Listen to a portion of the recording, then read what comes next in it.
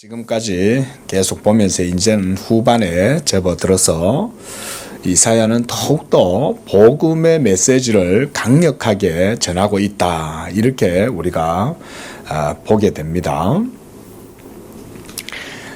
특히 53장부터 해서 계속 선지자는 그리스도로 말미암아 이 땅 가운데 이루어지게 될 하나님의 구원의 역사가 어떤 형식으로 이루어지는지에 대해서 계속해서 이제 주전 700년 경에 그 유다와 이스라엘을 향해 가지고 계속 예언의 사역을 하고 있는 거죠.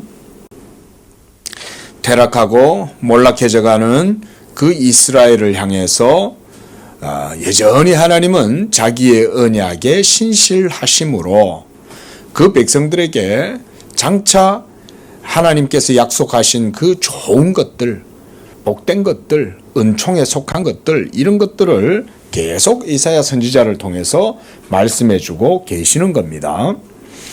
그러므로 오늘 본 우리가 이사야서 55장 이 내용 안에도 그런 복음의 은총, 진리, 교리 이런 것들이 그 속에도 있습니다. 여러분 성경을 보면 독특한 것이 있어요. 그건 뭐냐면 하나님의 진리가 이 땅 가운데 실제적으로 이루어지게 될 때 우리가 그걸 좀 이런 표현으로 하면 될 것 같아요. 드리워진다 이런 거 있죠. 우리가 무 같은 것도 소금에 절이면 소금기가 그 생무를 쫙 이렇게 스며들어 가지고 그 무의 생기운을 죽이고 그렇게 해서 무가 점점 이제 짠맛이 들어서 동치미가 되잖아요. 말하자면 비유컨대 하나님의 진리가 이 우리가 살아가는 인류의 역사 속에 드리워지게 될 때는 과정이 필요한 겁니다. 과정.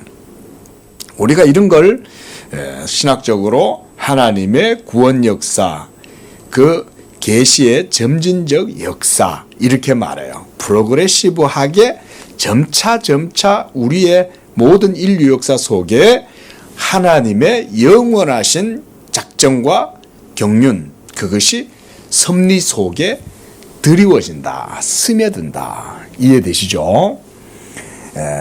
그래서 이사야 시대 때 이 복음이 점차 자라서 아브라함 때보다 이사야 시대 때 한층 더 구체적으로 드러나게 된 거예요.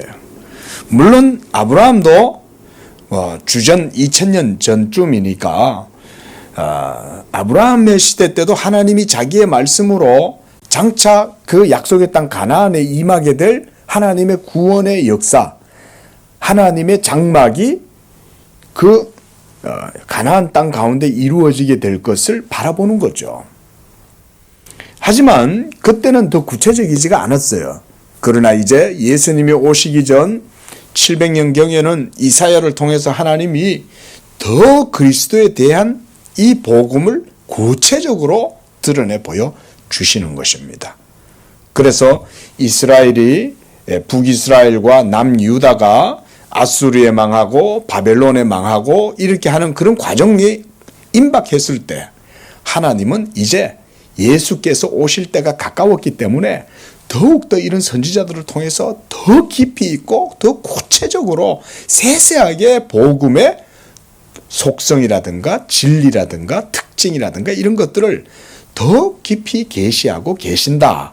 우리 성도님들이 이런 말씀을 들을 때 이제 이런 신학적인 좀 이해를 갖고 들으시면 좋아요. 이사야뿐만 아니잖아요. 그렇죠? 에스겔, 다니엘, 또 스가랴 여러 선지자들이 장차 오실 자 그리스도에 대해 가지고 아주 더 명확하게 그 계시를 보는 거예요. 예? 그래서 인자와 같은 이가 더욱 구체적으로 선지자들 가운데 자기의 형상을 드러내 보이시고 에스겔이라든가 스가랴라든가 예레미야나 다니엘이라든가 이런 많은 선지자들이 그 예수님의 형상을 또 구체적으로 보는 거예요. 이런 게 우리가 선지자의 신학이 바로 이런 내용들입니다. 그러니까 주전 700년경에 사역을 했던 이사야 선지자에게 하나님이 이제는 아브라함의 시대보다 다윗의 시대보다 더 구체적으로 그리스도 복음의 그 진리와 효력을 드러내 보여주는 거예요. 그래서 예수가 하나님의 영원한 말씀이신데 그가 육체를 취하셔서 우리 가운데 거하실 것이다. 그리고 그가 자기의 몸으로서 이 땅에 오셔서 하나님의 모든 의를 이룰 것이다.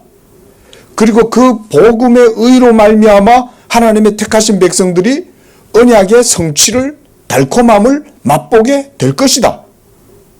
예? 언약을 맛보는 거예요. 언약을. 구약시대 때 이스라엘 백성들은 귀로만 들었는데 이제 신약의 백성들은 그 복음을 입으로 맛보는 거예요. 이제는. 그러니까 은혜가 더 진한 거죠. 말하자면 농도가. 그렇죠? 아브라함 시대 때보다, 다윗의 시대 때보다, 모세의 시대 때보다, 다윗의 시대 때보다 더 하나님의 은혜는 진하게 느껴지는 거죠. 이사야 선지자가 바로 55장에서도 그런 선지자의 신학을 우리에게 보여준다고 할 수 있는 거예요. 자, 이런 이제 맥락에서 우리가 55장 안에 있는 신학도 매우 중요하다. 그리고 거기에 주어진 주제들은 깊이가 있는 그런 교리적인 주제들이다. 라는 것을 알 수가 있습니다. 우리가 55장에서 볼 수 있는 신학적 주제 가운데 하나가 뭐냐면 바로 들음이에요. 들음. 그 3절 말씀을 한번 보시기 바랍니다. 너희는 귀를 기울이고 내게로 나와 들으라. 우리가 이건 지난주에도 잠깐 봤어요. 그죠? 너희는 내게 듣고 들을지어다. 제발 들으라 이 말이잖아요. 듣고 들으라. 예? 듣는 것만이 너희의 살 길이다 이 말인 거예요. 듣는 것. 이것이 중요합니다. 자, 하나님의 말씀을 듣는 것은 하나님과 성도 사이의 언약의 관계에서 가장 기본적인 거죠. 그렇죠? 여러분 예배도 먼저는 여러분들에게 듣는 마음이 있어야 그게 예배가 되는 겁니다. 그냥 교회의 예배 시간에 그냥 떡하니 자리만 차지하고 앉아 있다고 해서 그게 예배가 아니죠. 일단 왔으면 하나님의 복음이 선포되면 그 복음을 듣고자 하는 마음이 있어야 되는 거예요. 그렇죠? 여러분 특별히 우리 성도님들 예배 얘기가 나왔으니까 하나님께 예배를 드리러 나올 때는 벌써 예배당 가기 전부터 오늘 말씀을 내가 들어야지 이런 마음을 여러분 속에서 자꾸 일깨우세요. 교회 오면서 딴 거 신경 쓰지 말고 교회 가서 오늘 말씀 듣자. 지난주에 이사야서 55장 이제 시작했지. 오늘은 몇 절부터지? 그거를 꼭 기억을 하고 그렇게 해서 어떻게 했으면 좋을까 이런 생각을 해가지고 말씀 듣는데 집중을 해라 이 말인 거예요. 그러면 앉아 있어도 받는 은혜가 다를 거 아니에요. 그렇죠? 기대하고 받는 은혜와 아무 생각 없이 받는 것과 다르죠. 자, 이렇게 하나님은 성도에게 말씀하시고 그래서 이 말씀을 듣는 것 사이에서 뭐가 형성됐냐? 언약의 관계가 거기에서 세워지는 거예요. 그래서 하나님은 말씀하시고 우리는 그분의 말씀을 들음으로 여러분들이 하나님과의 언약의 관계 가운데 서는 거예요. 오늘도 예배 가운데 여러분이 나왔다는 것은 하나님의 언약 가운데로 나왔다 이 말을 보여주는 겁니다. 그게 그런 의미예요. 그때 우리는 들음을 믿음으로 행하는 거예요. 하나님의 말씀을 들음으로 그 믿음을 행하는 겁니다. 사도 바울은 하나님과 사람 사이에 세워진 이 언약의 관계를 따라서 로마서 10장 17절에 다음과 같이 묘사했어요. 그러므로 믿음은 들음에서 나며 들음은 그리스도의 말씀으로 말미암았느니라. 이 로마서 10장 17절의 사도 바울의 이 말씀은 이런 영적인 의미들, 언약적 의미들을 우리에게 보여준다고 하겠습니다. 그러니까 들음, hearing, 이것은 이런 행동에는 영적인 의미들이 그 안에 있다. 우리가 이렇게 이해하시면 돼요. 듣는다는 것은 신학적인 거예요. 원래 듣는다는 것은. 그래서 누가복음 10장 16절에 예수님도 이렇게 말씀하셨어요. 예수님과 그를 믿는 성도들 사이의 관계를 너희 말을 듣는 자는 내 말을 듣는 것이요 너희를 저버리는 자는 곧 나를 저버리는 것이요 나를 저버리는 자는 나 보내신 이를 저버리는 것이니라 그랬어요. 너희란 여기서는 오늘날로 말하면 목사라고 할 수 있습니다. 이때 당시에는 제자들이겠지만 오늘날은 교회잖아요. 교회가 하나님의 말씀을 전할 때 목사가 복음을 선포하잖아요. 그렇죠? 그러면 그렇게 복음을 선포하는 그 목사의 복음을 듣는 자들은 하나님의 음성을 듣는 것과 같아 그 말인 거예요. 자, 그래서 3절에서는 하나님은 언약 백성을 향하여 너희가 귀를 기울이라고 말씀하시는 거예요. 그리고 나와 들으라 반복하시는 거죠. 자, 무엇을 들으라는 것입니까? 하나님의 말씀을 들으라는 거예요. 또한 들으라고 하시는 이 명령은 여러분을 살리는 말씀인 겁니다. 죽은 자가 여러분 들을 수 있습니까? 죽은 자는 들을 수 없죠. 그런데 하나님이 들으라라고 하시는 거죠. 그 말은 뭘 의미하는 걸까요? 여러분 죽은 자를 눕혀놓고 여기 송장이 있다 쳐요. 송장, 우리가 무덤에 가가지고 그래 설교를 한다고 하면 쳐봐요. 듣습니까? 못 듣죠. 송장들은. 근데 하나님이 왜 죽은 영혼들을 향해서 복음을 전하라 그리고 들으라라고 말씀했을까요? 여기에 깊은 신학이 있다 이건 거예요. 하나님이 죽은 자들을 영혼이 영적으로 죽은 자들을 향하여 명령하시고 너희는 내게로 나와 듣고 들으라. 내게 듣고 배우라. 들으라. 이런 말씀을 하실 때 그 명령 자체 속에 뭐가 있냐면 죽은 영혼을 살리는 생명이 있는 거예요. 하나님이 그런 생명의 능력이 없이 죽은 자들을 향하여 들으라고 하겠어요? 아니 못 듣잖아요.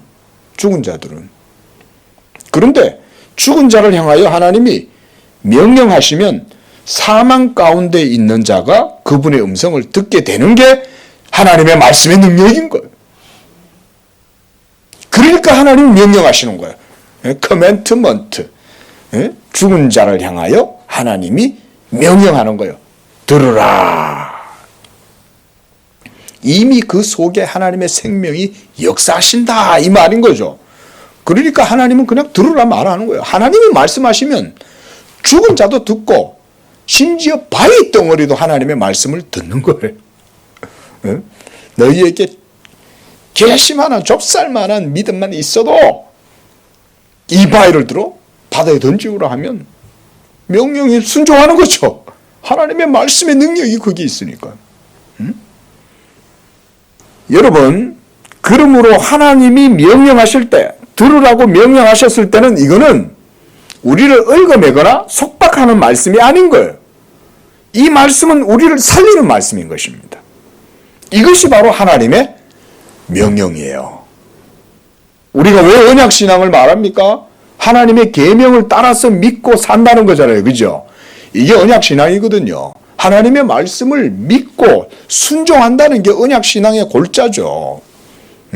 근데 왜 우리가 그 말씀을 믿고 순종한다라고 말해요?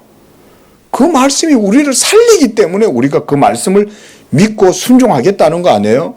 그 말씀이 우리 영혼에 생명을 주지 못하고 여러분들에게 의가 되지 않는다면 우리가 그 말씀을 어찌 따라가고 믿을 수가 있겠어요? 그렇죠? 여러분 이것이 언약 신앙인 거예요. 여호와의 말씀을 듣고 믿어 그 가운데로 나아가서 살아가는 것, 그것은 내가 살아가는 게 아닙니다. 하나님의 명령 그 자체가 생명이기 때문에 우리를 살리기 때문에 죽은 우리의 영혼을 거듭나게 하고 회심하게 하고 그래서 의를 즐거워할 수 있게 하고 그 의를 따라 살아갈 수 있도록 우리를 충동질하고 삶의 활력을 불어넣어주고 이런 게 들으라 라고 하신 말씀인 거예요. 그러므로 하나님의 말씀을 듣는 자는 살아납니다. 죄로 말미암아 죽었던 우리의 영혼에 다시 생명과 삶을 불어넣어 주고 그것이 바로 하나님의 말씀의 능력으로 말미암는 것입니다. 믿으시기 바랍니다. 이걸 믿어야 돼요. 잘 안 느껴져도 이때 믿으라 할 때는 이때는 진짜 믿어야 돼. 막 따지고 자시고도 없이 진짜 옛날 목사님들처럼 따지지 마. 이때는 막 열심히 들어야 돼. 왜? 죽은 자가 살아야 되잖아. 그렇죠? 내가 살려면 그 음성을 들어야 되는 거예요. 이럴 때는 뭐 죽은 자가 뭘 따져요, 따지기를. 예? 이성적으로 논리적으로 이해가 안 됩니다. 이런 건 아직도 하나님 말씀 안 듣는 거예요. 죽은 자는 자기의 생명을 얻기 위해서는 죽어라 사나 막 하나님 말씀 꽉 붙들어야죠. 예? 그래야 하나님의 말씀이 생명이 되고 우리에게 의가 되는 것입니다. 그래서 예수님은 요한복음 2장 25절에서 이렇게 말씀하셨어요. 죽은 자들이 하나님의 아들의 음성을 들을 때가 오나니 그랬어요. 죽은 자들이. 여기서 죽은 자들이란 아담 안에 있는 모든 자들을 말하는 거예요. 아담 안에서 첫 번째 사망 가운데에서 태어난 자들, 영적으로 죽은 자들, 이 땅 가운데서 성령으로 거듭나지 못하고 예수를 믿을 수 없는 그런 불의하고 불법하고 온갖 죄로 말미암아 타락한 그런 상태에 있는 자들, 이런 자들이 죽은 자들이에요. 그들을 향하여 하나님께서 자기의 아들의 음성을 들려주시는 거예요. 이 음성이 바로 복음의 말씀입니다. 그리고 이 복음을 들을 때가 오나니 곧 이때라. 듣는 자는 살아나리라 그랬어요. 듣는 자는 살아나리라. 그러니까 하나님이 들으라 라고 얘기했을 땐 벌써 그 속에 예수 복음이 약속되어 있는 거예요. 우리의 영혼은 하나님의 말씀을 들음으로 살아나고 또한 삶을 얻게 되며 그리고 그 말씀을 힘입어 살아갑니다. 이것이 로마서 1장 17절 말씀처럼 오직 의인은 믿음으로 말미암아 믿음에 이르게 되나니 이건 거예요. 오직 새 생명의 영을 받은 이 영적 삶의 원리가 역사하는 사람들의 삶은 믿음에서 믿음으로. 한번 따라하겠습니다. 믿음에서 믿음으로. 이게 처음부터 끝까지 성령으로 거듭난 성도들의 삶의 방식이에요. 우리는 죽는 날까지 믿음으로 살아가는 거예요. 예? 믿음에서 믿음에 이르게 되는 거예요. 이 복음의 은혜와 능력에 붙들려서. 그러므로 우리의 영혼은 하나님의 말씀을 들음으로 살아나고 그 가운데 삶을 얻게 되며 그리고 그 말씀을 힘입어 살아가는 것입니다. 하나님은 말씀하시고 우리는 그 말씀을 듣는 존재들입니다. 우리는 말하는 존재가 아니에요. 사실 우리는 듣는 존재들이에요. 하나님이 말씀하시고 우리가 그걸 들음으로 그때 우리는 살아가는 거예요. 여러분 그러면 삶의 모든 문제가 순리대로 풀어집니다. 샬롬이 거기에서 주어지는 거예요. 모든 것이 질서 있게 이루어지고 조화를 이루게 되고 심지어 하나님의 축복과 능력과 기뻐하시는 뜻이 그런 삶 속에서 온전케 되는 거예요.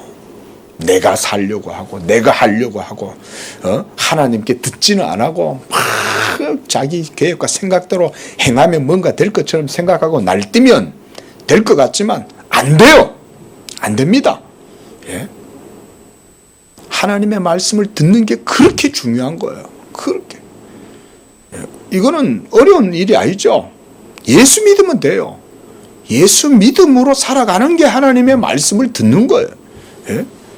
왜냐하면 예수 믿는 게 곧 복음을 믿는다는 말과 같잖아요. 그렇죠?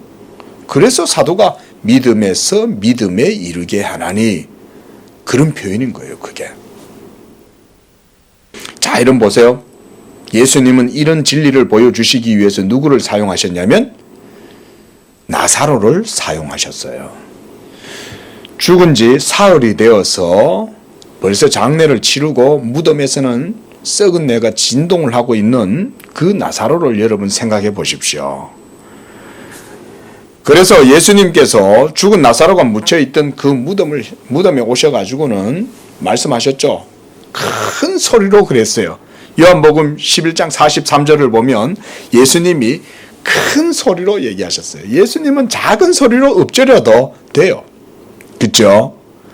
예수님은 하나님의 말씀이시기 때문에 작은 소리로 해도 되는데 일부러 큰 소리를 하셨어. 왜냐하면 그 주변에 믿음이 없어가지고 모두 사망 가운데 있는 자들이 나사로만 듣게 할 뿐 아니라 그 주변에 죽은 모든 영혼들, 주여 조금만 더 일찍 오시지, 주님이 오셨으면 나사로가 안 죽었을 텐데요. 믿음이 없으니까. 근데 예수님은 어때요? 죽은 자도 살리시는 분이죠. 근데 거기까지는 이 마리아와 마르다가 믿음이 안 되는 거예요. 그뿐만 아니라 그 주변에 있는 모든 둘러서 있는 조문객들이 다 뭐라고 그럽니까? 저 예수가 죽은 자를 살릴 수 없다고 전부 다 그러고 있는 거죠. 근데 예수님이 자기의 음성이 죽은 나사로를 살린다라고 하는 걸 보여주려고 일부러 모두 다 들으라고 큰 소리로 말씀을 하신 거예요. 큰 소리로 뭐라고 말씀하셨어요? 나사로야 나오너라. 그랬어요. 나사로야 나오너라. 자, 이 예수님의 한마디 음성이 우주를 진동시킬 뿐만 아니라 사망의 권세까지도 예수님이 그 음성으로 꺾어버린 거예요. 그래서 죽은 나사로를 살리시는 거예요.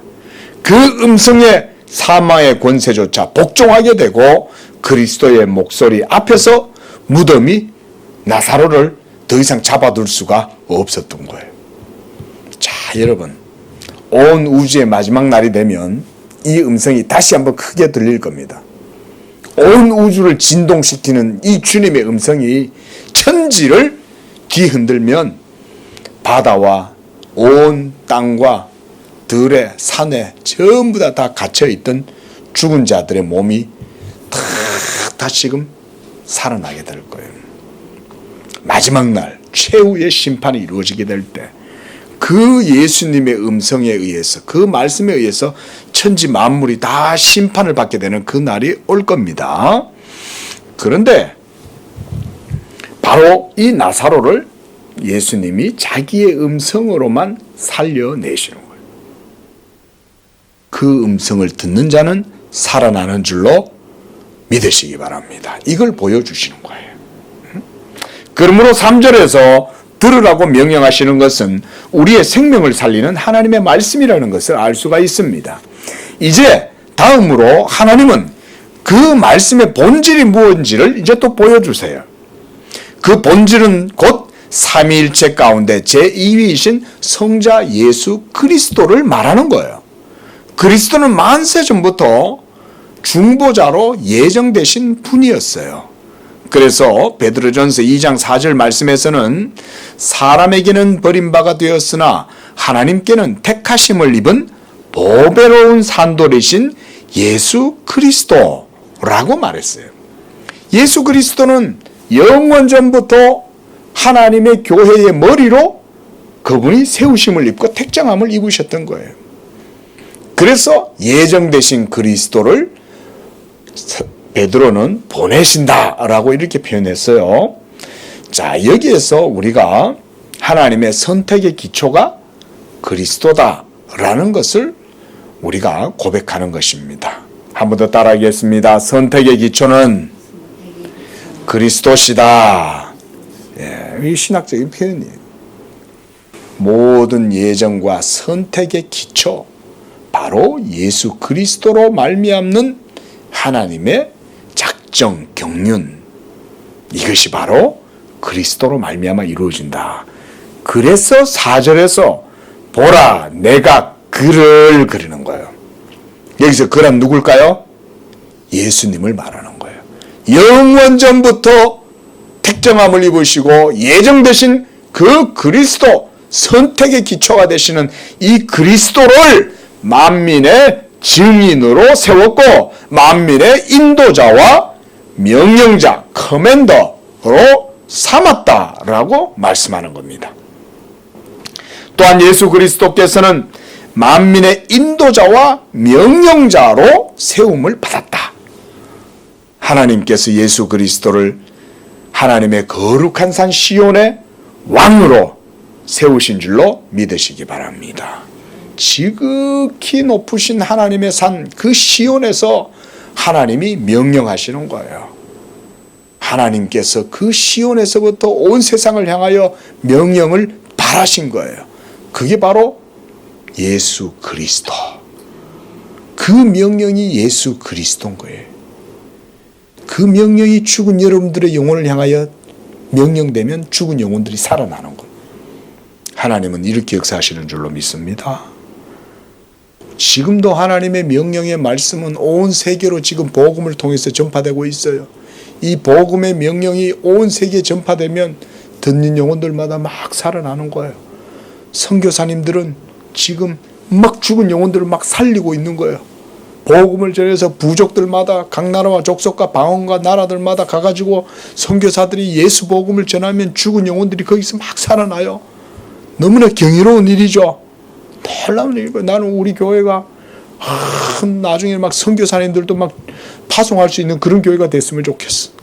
그뿐 아니라 선교사님들에게 막 이 복음의 뒤에서 우리는 막 여기서 복음을 전하고, 여기서 막 성도들이 이 복음을 붙들고 막 생명의 능력이 일어나고 삶의 능력이 일어나고 삶의 기업을 차지하고 번성하고 복음이 흥왕하여 세력을 얻고 이렇게 돼가지고 우리 양재교회가 전 세계 선교사님들 막 기도해 줄 뿐 아니라 후원해 주고 또 그것에 가서 함께 기도해 주고 함께 사역하고 막 이런 역동적인 사역이 있기를 축원드립니다. 하나님이 그렇게 축복해 주셨으면 좋겠어요. 그래서 예수 복음이 전파되는 곳곳마다 우리 선교사님들이 가가지고 있는 곳곳마다 막 생명이 일어나는 역사, 어둠의 장막이 거쳐지고 사탄의 모든 견고한 진이 깨어지고 예수 복음의 생명과 능력이 막 나타나고 그리스도의 영광이 나타나고 할렐루야, 이런 게 복음의 역동적인 역사가 이 땅 가운데 드리워지는 거예요. 막 복음의 짠 기운이 막 생짜배기 막 김장 배추 속이 막 스며들면 어떻게 됩니까? 이 세상이 그 육은 죽어나는 거죠. 그렇죠? 그리고 거기에는 복음의 생명이 스며드는 거예요.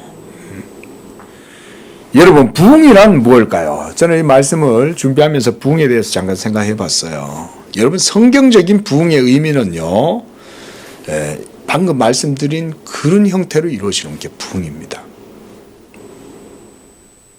사람들이 모여서 막 부흥 노래 부른다고 그게 부흥이 이루어지는 게 아닌 거예요.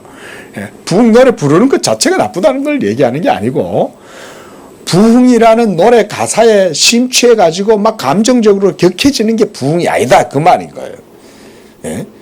부흥 노래를 막 수만 명이 잠실 스타디움에 모여 가지고 막 무슨 퍼포먼스를 하고 뭐 이러면서 부흥이여 오라 이런다고 그게 부흥이 이루어지는 게 아니에요, 여러분.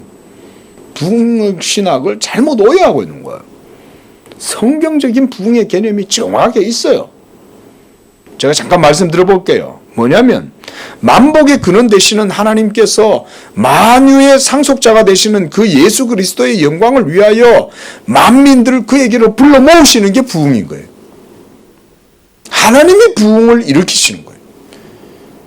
그래서 예수 그리스도를 만민의 기치로 세우시고 만민들을 그에게로 불러 모을 뿐만 아니라 그 예수 그리스도를 섬기게 하고, 그래서 그 예수의 발 아래 무릎을 꿇게 하시고 그분의 입에 입 맞추게 하는 것, 이게 부흥이에요.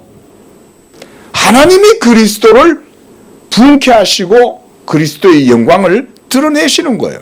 그래서 내가 너를 영화롭게 하였느니라. 우리가 지난 말씀에서도 봤습니다. 그렇죠? 하나님이 영화롭게 하시는 거예요. 그리스도를. 그리스도가 영화롭게 되면 거기에 부흥이 일어나는 거예요. 그게 부흥인 거예요. 그러면 우리가 어떻게 그리스도를 영화롭게 하겠어요? 복음을 복음되게, 복음을 영화롭게 하는 것 속에 하나님이 기름 부으셔가지고 열매가 맺히게 하는 거예요. 사람이 열매 맺게 하는 게 아니에요. 우리가 할 일은 그럼 뭘까요? 복음을 복음되게 하면 하나님이 기름 부어주는 거야, 거기에. 응? 아브라함이 하나님 앞에서 번제물을 탁 쌓아놓고, 그죠? 기도하고 있는 거예요. 근데 그 불은 누가 줘요? 하나님이 불이 나게 하는 거죠. 엘리야가 갈멜산에 올라가 가지고 바알과 아세라들 선지자들과 850대 1로 싸울 때 엘리야가 번제물을 놔두고 그 주변에 막 도랑에 물을 가득하게 부어라. 또 뭐 물 다 부어. 그래도 열심히 노력했지만, 그쵸? 사람은 열심히 번제물을 갖다 올려놓고 거기에다 물을 붓고 장작개비를 갖다 쌓아놨지만 불은 누가 주는 거예요? 하나님이 주시는 거예요. 부흥은 사람이 일으키는 게 아니에요. 우리가 할 일은 장작더미를 준비하는 거예요. 하나님의 방법대로 번제물을 거기다 올려놓는 거예요. 그리고 물을 부어놓는 거예요. 이것이 복음을 복음되게 하는 거예요.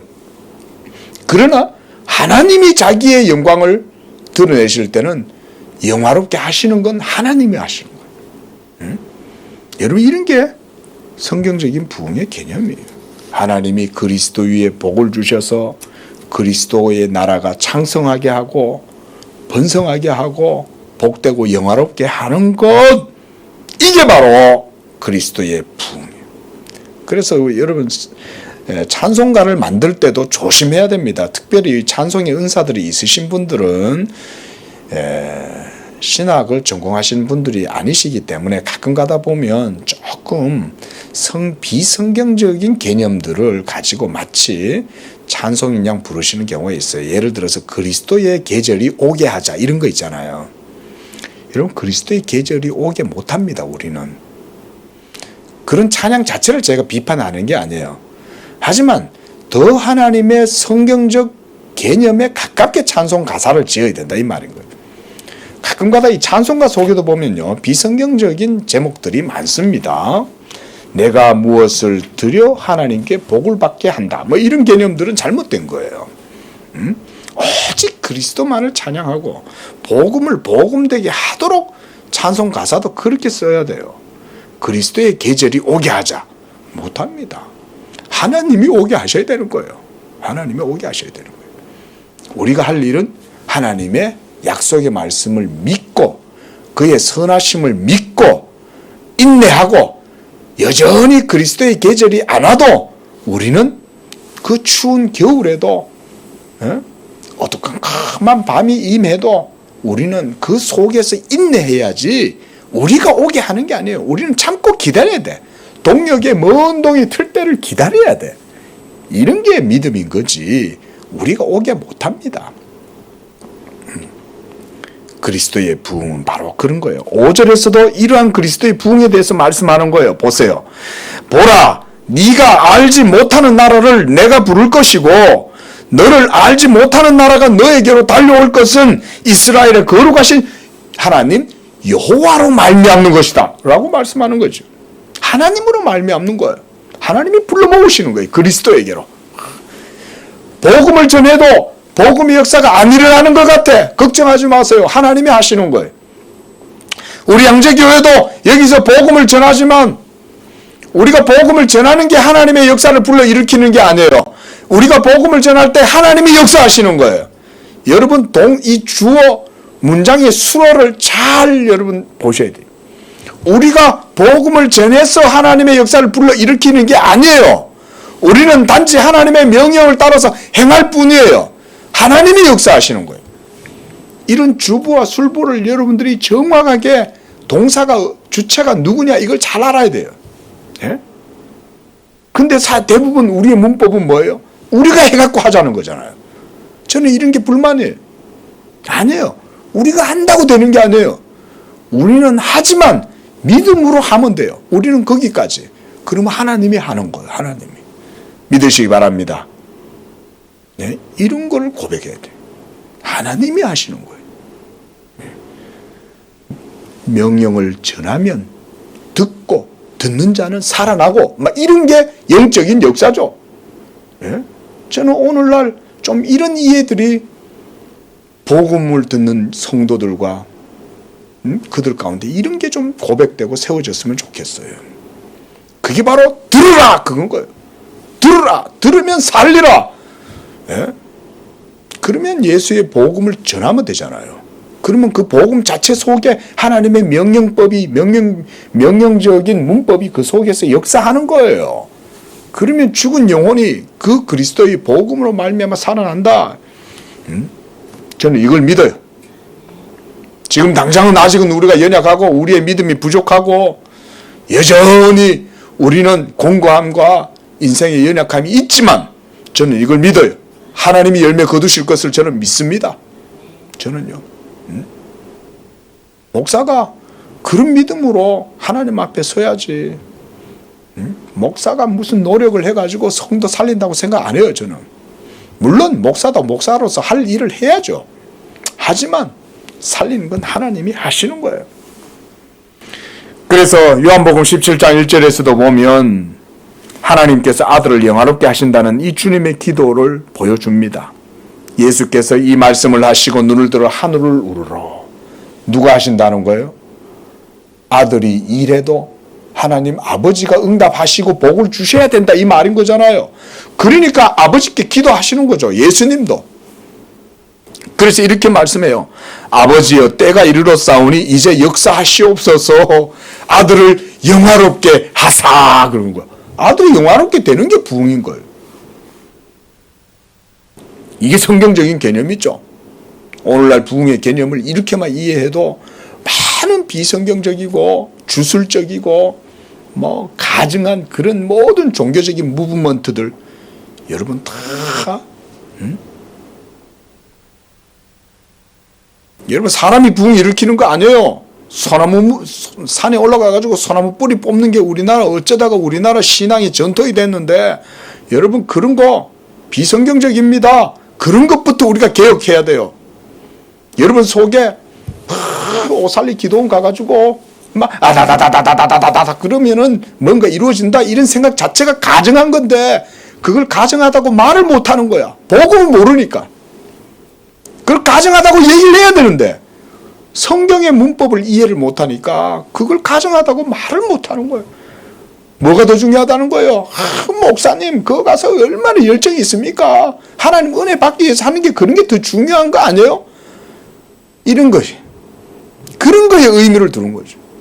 예? 무슨 말씀인지 아시겠어요? 예? 뭐라 그랬어요? 오늘 본문 말씀에 들으라가 들으라. 들으라. 말씀은 듣고 싶은 생각이 없어. 그저 자기가 뭘 하느냐가 더 중요해. 예? 그러니까 소나무를 뽑는다느니 무슨 30일을 금식을 해야 된다느니 하나님하고 막 이렇게 싸워가지고 뭘 얻어야 된다고 생각하는 거예요. 아니 하나님이 말씀 안 하셔요? 하나님 복음 안 전하셔요? 말씀 주셨잖아요.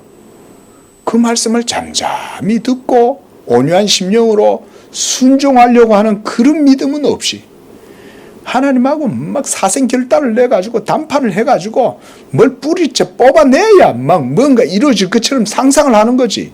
이런 게 가증한 거예요, 여러분. 우리 장로교회는 이런 하나님의 말씀에 신앙으로 고백하고 믿어서 하나님을 영화롭게 하는 거예요. 그런 장로교회의 신앙을 우습게 여기는 게 모두 다 불신앙의 세력들인 거예요. 잠잠히 너는 참고 기다려라. 여호와가 말씀하신다. 여호와의 말씀이 이루어질 것이다.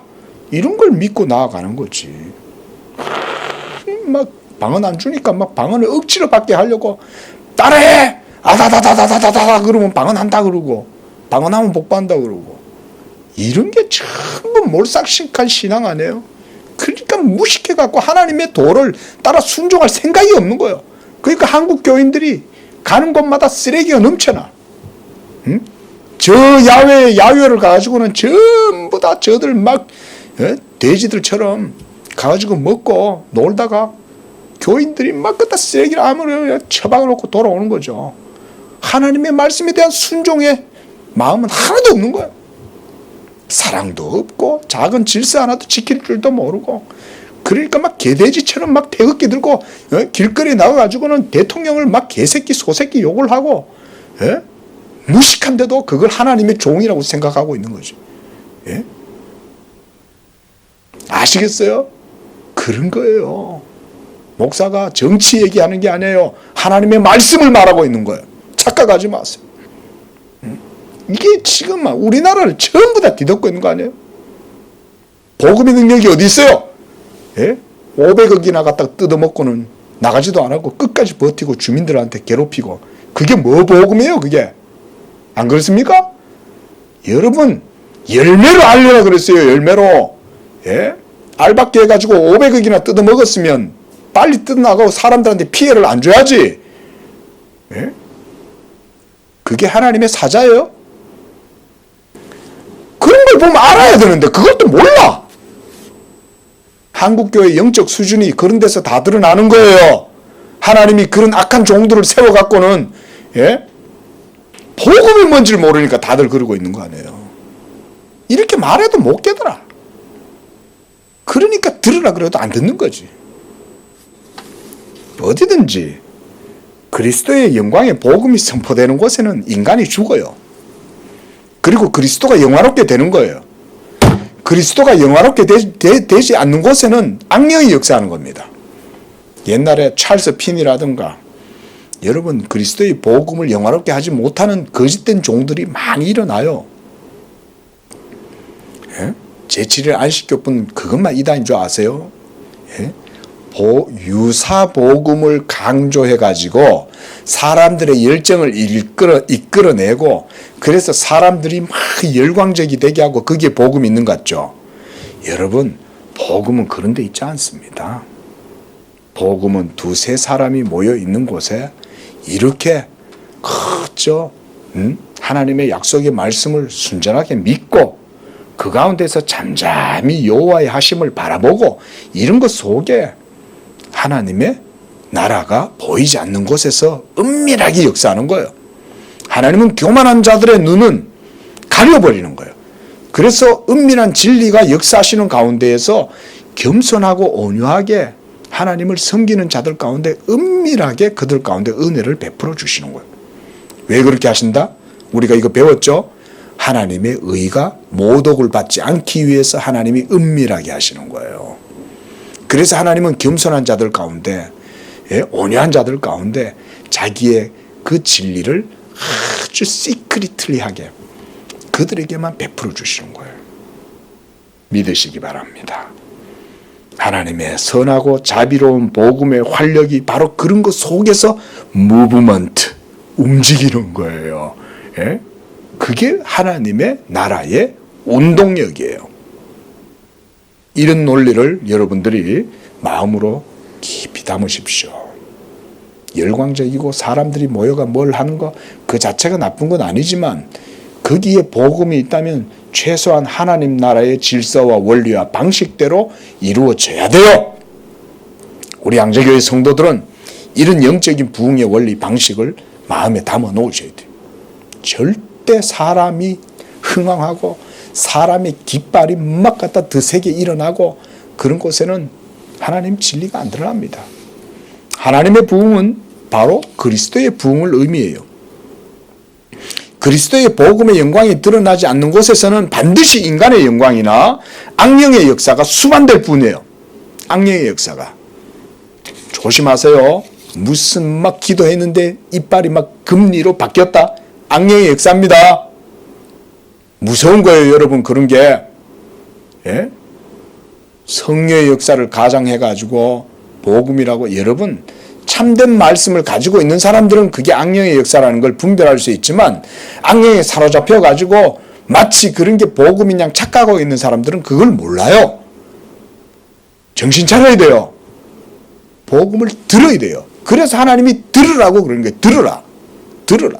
계속 성경은 그걸 강조하는 거예요.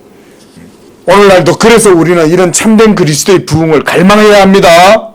그러기 위해서 우리의 것을 모두 날마다 내려놓으려고 해야 돼요. 그리고 하나님의 나라와 의가 하늘에서 이루어진 것처럼 땅에서도 이제 여러분들의 믿음의 모든 삶의 영역 가운데 전인적 삶을 통해서 이루어지도록, 그래서 여러분이 기도해야 돼요. 새벽 기도 힘들 때 어떨 때 못 나올 수 있어요. 하지만 여러분들이 왜 새벽 기도 때 나와야 됩니까? 우리가 왜 하나님 앞에 기도해야 됩니까? 힘들고 어려우시면 새벽 기도 쉴 수 있어요. 괜찮아요. 하지만 여러분들의 마음속에는 항상 뭐가 있어야 됩니까? 하나님의 나라가 이 땅 가운데 이루어지기를 바라는 그 마음으로 하나님께 기도하러 나오세요. 제가 억지로 새벽기도 나오라고 막 종용하지 않아요. 새벽기도 나오실 때는 그래도 내가 고단하고 힘들지만 내 오늘 몸이 그래도 하나님께 기도할 수 있는 만큼 건강이 되니까 내가 오늘 새벽에 나가겠다. 이런 마음으로 나오시라 이거예요. 오늘 새벽기도 안 나가면 내 오늘 하루 일상이 다 하나님께 복을 받지 못하는 거 아닐까? 여러분 이런 마음으로 새벽기도 나오시라는 게 아니에요. 복음의 은혜 안에서 오늘도 내가 하나님의 나라와 의를 구하자. 내가 오늘 그래도 좀 덜 피곤하니까 오늘 나오자. 이런 마음으로 나오시면 돼요. 새벽기도도. 수요 예배도, 금요 기도에도, 주일 예배도 그런 마음으로, 그런 마음이 있으면 여러분들이 나오시면 돼요. 그러면 하나님이 받으시는 거예요. 이런 삶이 저는 진정한 영적인 삶이고 복음적인 삶이라고 그렇게 믿습니다.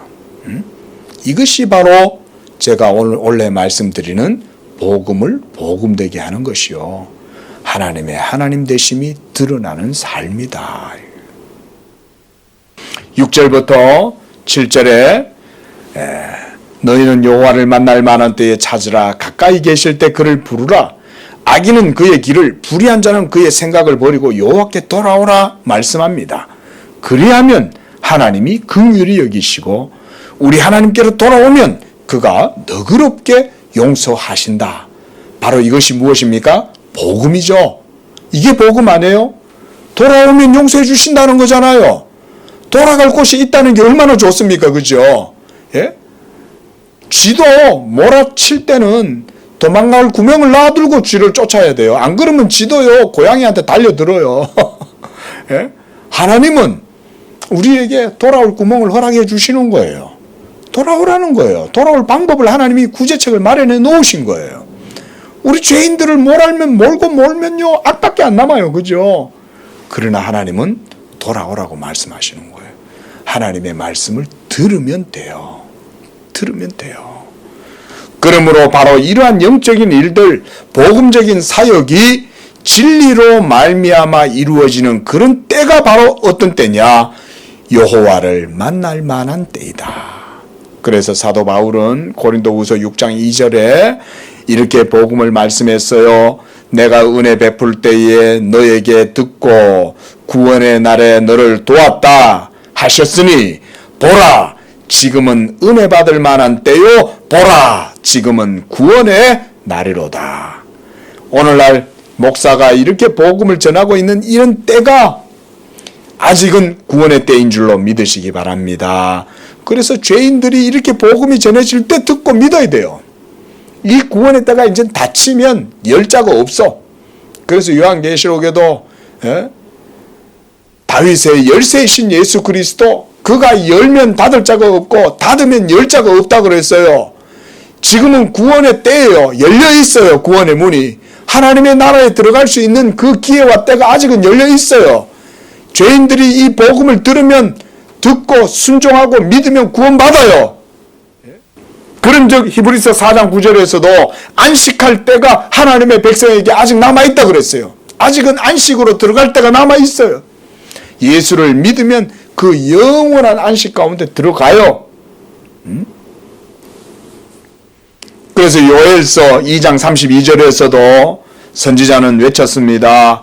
여호와의 이름을 부르는 자는 구원을 얻으리니 나 여호와의 말대로 시온산과 예루살렘에서 피할 자가 남아있을 것이요 남은 자 중에 나 여호와의 부름을 받을 자가 있을 것임이니라. 아직 이렇게 복음이 전해지고 있다는 말은 뭘 의미합니까? 하나님의 구원의 때, 안식의 때가 열려있고 구원받을 자들이 아직 남아있다 이 말인 거죠.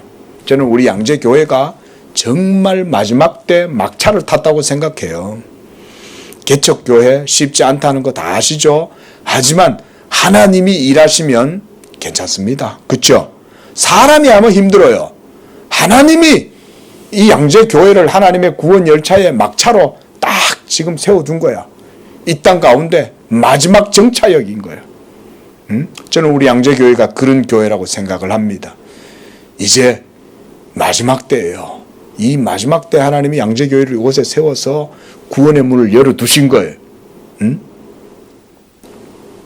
하나님이 돌아오면 너그럽게 용서하실 것입니다. 저는 우리 교회에 많은 죄인들이 오셔서 복음을 듣고 그 하나님의 은혜 안에서 죄 용서함을 받기를 원하는 것입니다. 8절부터 11절까지는 하나님께서 자기의 말씀으로 말미암아 생명과 평안을 주신다고 말씀하시는 거예요. 하나님의 생각은 뭘까요? 우리의 저주일까요? 우리를 응징하는 것일까요? 그게 아니죠. 하나님의 생각은 부모의 마음과 같은 거예요. 자식들이 돌아오기를 원하는 거예요. 예? 하나님의 생각은 생명과 평안이요, 우리 죄인들을 향한 하나님의 행복이에요. 그러나 우리는 하나님이 그런 분인 줄을 전혀 모르죠. 어리석은 자식들이 부모를 배반하고 떠나서 막 대적하는 것처럼 마찬가지죠. 부모의 생각과 마음을 모르죠. 어리석고 미련한 자식이. 예? 하지만 부모들의 마음은 그렇지 않아요. 빨리 돌아오기를 원하고 생명과 평안을 얻기를 원하는 게 하나님의 생각이죠. 여러분, 오늘날의 세대 중에서 하나님이 그런 분이라는 사실을 아는 자는 얼마나 될까요? 예수 믿어라 그러면 모두 조롱하고 멸시하죠. 그게 하나님의 뜻인 줄 모르죠. 복음을 천박하게 여기고 조롱하고 핍박하잖아요. 하나님의 생각을 누가 알아요, 이 세대 중에? 그러므로 우리를 향한 하나님의 생각은 우리의 생각과 달라요. 하나님의 생각은 생명과 평안이요 기쁨을 이루는 것이요. 그러므로 모든 영적인 은총과 은사들은 예수 그리스도로 말미암아 우리에게 주어지는 것, 이것이 바로 하나님의 생각입니다. 그래서 8절에서 11절까지의 말씀은 우리를 향하신 깊은 생각에 대해서 말씀해요. 그분의 생각은 높고 깊으며 인간의 생각과 다른 것이다. 인간의 생각은요, 하나님의 자비하심과 하나님의 의로우심을 측량할 수가 없습니다. 그래서 10절을 보세요. 하나님의 하시는 일을 하나님께서는 이 세상의 모든 자연 만물의 순리와 질서를 비유로 말씀해요. 특히 농사예요. 여러분, 농사를 지으면서 인간들은 삶을 영위하잖아요. 그죠? 고대에는. 지금도 마찬가지로 우리가 아그리컬처, 농사 없이 살 수 있습니까? 파머들이 쌀을 거두고 밀을 거두어야 살죠. 저 우크라이나에 전쟁 한번 일어나니까 세계 곡물 시장이 그냥 요동치잖아요. 우크라이나가 밀의 생산국이지 않습니까? 그런데 농부들이 농사를 못 짓고 전쟁이 일어나니까 온 세계가 지금 막 곡물 시장이 그냥 야단이고 석유 시장, 자원 시장이 야단이잖아요. 저런 전쟁도 하나님이 우리 인생들에게 깨닫게 하시는 거 아닙니까? 하나님의 섭리를. 그 나라 하나가 전쟁이 일어나니까 온 세계가 지금 야단이잖아요. 농부가 봄부터 밭을 일구고 씨를 뿌리지만 그곳에서 자라나게 하고 생명을 주는 건 뭡니까? 하나님이 복을 주는 거죠. 그래서 고린도전서 3장 6절에서 사도 바울은 이렇게 말했어요. 나는 심었고 아볼로는 물을 주었으되 하나님은 자라나게 하신다. 자라나게 하는 것, 생명을 주고 능력을 주고 삶을 영위하게 하는 것, 바로 하나님이신 줄로 믿습니다. 하나님이 만물에 지금도 그와 같이 생명을 주는 거예요. 이런 일을 하는 게 바로 뭐라는 거예요? 하나님의 말씀이라는 거예요. 복음이 바로 그와 같은 하나님의 말씀입니다. 이 복음이 죽은 영혼을 살리고 삶이 되게 하고 복되게 하고 모든 세계가 순조롭게 하고 순리 가운데 조화롭게 모든 일들을 이루는 것, 이게 바로 살리시는 하나님의 말씀, 예수 그리스도 복음, 그거예요. 그래서 11절에서는 하나님께서 자기의 사역을 이렇게 표현했어요. 내 입에서 나가는 말도, 예수 그리스도 복음이죠. 이게 하나님 입에서 나오는 게 명령이잖아요. 그 말도 그와 같이 만물에 생명을 주는 것이다. 그래서 하나님께서는 모든 세계를 베드로후서 3장 7절 말씀처럼 모든 세계를 그 말씀으로 유지하고 보존하고 통치하고 계신다. 여러분, 하나님의 자비하심이 지금도 온 세계를 다 덮고 이렇게 품고 계시는 줄로 믿으시기 바랍니다. 오늘 하루의 삶도 하나님의 자비가 있으니 가능한 거예요. 하나님의 선하신 모든 은총이 하늘의 태양빛처럼 만물을 지금도 비추어주고 있는 거예요. 저는 태양을 볼 때마다 그 생각을 해요. 저 선샤인, 샤이닝의 저 빛이 은총의 빛이다. 자비의 빛이 온 세계를 저렇게 둘러 비추고 있다. 우리 예수 믿는 성도들은 저는 이걸 고백해야 된다고 봐요. 모든 세계는 하나님의 자비와 은총의 빛으로 다 하나님이 품고 계시는 거예요. 12절에서부터는 하나님께서 자기 백성으로 택한 백성, 자기 교회를 기쁨과 평안으로 인도하실 것이라고 말씀합니다. 기쁨과 평안으로 인도하시는 것은 성령으로 말미암아 복음의 진리를 누리도록 하시겠다는 말씀이에요. 예수 그리스도의 복음은 성령의 내적인 역사를 통해서 믿는 여러분들의 영혼에 참된 기쁨을 주고 여러분들을 바른 길로 인도하고 평안함을 주시는 것입니다. 그리고 이 복음의 은총을 선지자는 산들과 언덕들을 비유로 또 노래해요. 그리고 노래를 바라고 나무가 손뼉을 치고 잣나무는 가시나무를 대신하고 화석류는 찔레를 대신한다라고 하는 것은 복음의 역사가 죄로 말미암는 저주, 그래서 가시가 나고 은근키가 나는 형극과 질려, 모든 질려라는 것은 막 질병이 창궐하게 일어난다 이 말이거든요. 이게 모두가 다 어디에서 나오는 겁니까? 아담에게서부터 생겨난 죄로 이 세상 가운데 사망이 들어오고 그 사망으로 말미암는 가시와 질려, 형극과 질려가 막 일어나고 있는 거예요.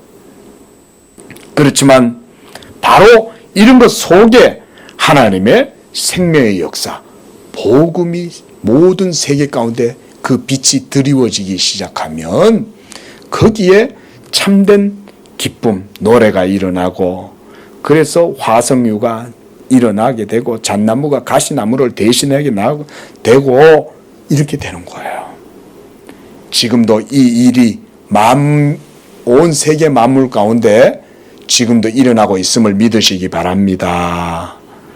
우리 성도님들은요, 이런 생각을 하셔야 돼요. 나는 쇠하여져 가고 나는 늙어가고 나는 점점 사망의 기운에 내 생은 점점 이렇게 사망 가운데로 나아가는 것 같지만 내 속에 그리스도 부활의 생명력이 움트고 있다. 그래서 궁극적으로 나는 그리스도 안에서 새 생명의 존재로 다시금 살아나게 될 것이다. 우리가 이런 부활의 신앙을 고백하는 것이죠. 바로 이렇게 하나님께서 자기의 복음의 은총으로 말미암아 여호와의 기념이 되고 영영한 표징이 되어 끊어지지 아니하리라. 이것이 바로 영원한 복음의 은혜는 끊어지지 않을 것이다. 우리 성도님들, 이런 믿음의 고백 가운데 여러분들의 주어진 육체의 삶을 날마다 자기를 부인하고 그 가운데에서도 복음의 생명, 부활의 영광스러운 날을 소망하면서 살아가시기를 축원을 드립니다. 기도하겠습니다.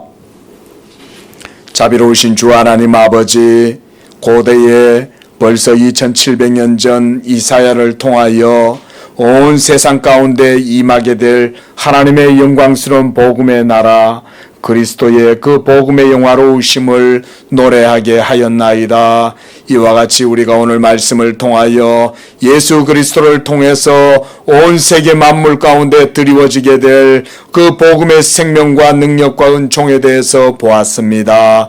하나님 감사합니다. 우리가 예수를 믿음으로 하나님을 영화롭게 하시고 이 복음을 들음으로 그리스도를 영화롭게 하고 복음을 복음되게 하는 복된 삶이 있게 하여 주시옵소서. 아버지여, 사망으로 죄로 아버지여 말미암아 사망 가운데 있는 우리 죽은 영혼들이 이 그리스도 복음을 들을 때에 살아나게 하시는 줄로 믿습니다. 아들의 음성을 듣는 자들은 살아나리라. 예수 그리스도 이 복음을 증거하고 선포하여 양재교회가 죽은 영혼들을 살리는 그런 교회가 되게 하시고 그리스도의 참된 부흥이 이 복음을 통하여 이루어질 수 있도록 하늘 아버지께서 이 양재교회와 모든 복음의 사역 위에 복되게 하시고 부흥케 하셔서 하나님 아버지여 예수 그리스도가 영화롭게 되고 하늘 아버지가 영화롭게 되는 복된 사역이 그 열매가 맺힐 수 있도록 양재교회 위에 축복하여 주시옵소서. 거룩하신 예수님의 이름으로 기도합니다. 아멘.